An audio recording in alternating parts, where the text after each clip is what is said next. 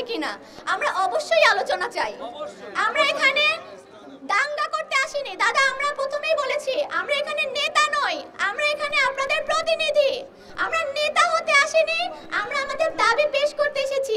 আমরা সমঝোতার মাধ্যমে দাবিগুলোর যেন মানা হয় সেই আবদারি জানাচ্ছি আপনাদের সকলের কাছে।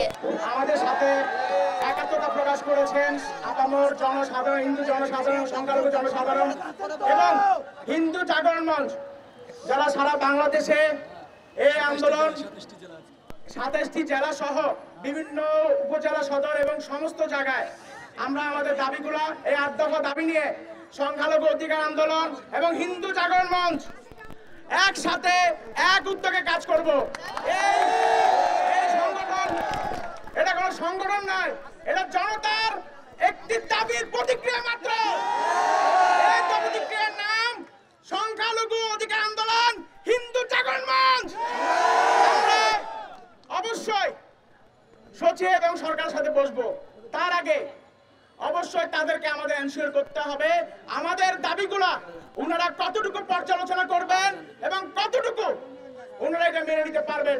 এরপরে আমাদের অবশ্যই আমরা বসবো, ততদিন আমরা আমাদের রাজপথ ছাড়বো না, আমাদের এই আন্দোলন চলমান থাকবে। আমাদের সাথে ইতিমধ্যে আজকে সকালে ব্যারিস্টার উমিন ফারানা বিএনপির প্রতিনিধি থেকে আমাদেরকে হিন্দু জাগরণ মঞ্চকে ডাকা হয়েছিল। আমরা এখনো বসতে পারিনি।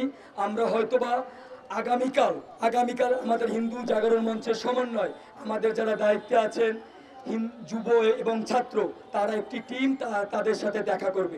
একই সাথে কোটা আন্দোলনকারী নাহিদ ভাই আমাদেরকে ডেকেছিল, ঢাকা বিশ্ববিদ্যালয় একটি চত্বরে আমাদের ডেকেছিল। প্রথমে আমরা দ্বিতীয় দিনে যাইনি এবং আজকেও তার একটি প্রতিনিধি দল আমাদের কাছে পাঠিয়েছিল, কিন্তু আমরা হয়তোবা আমাদের কর্মসূচির জন্য আমরা যেতে পারিনি।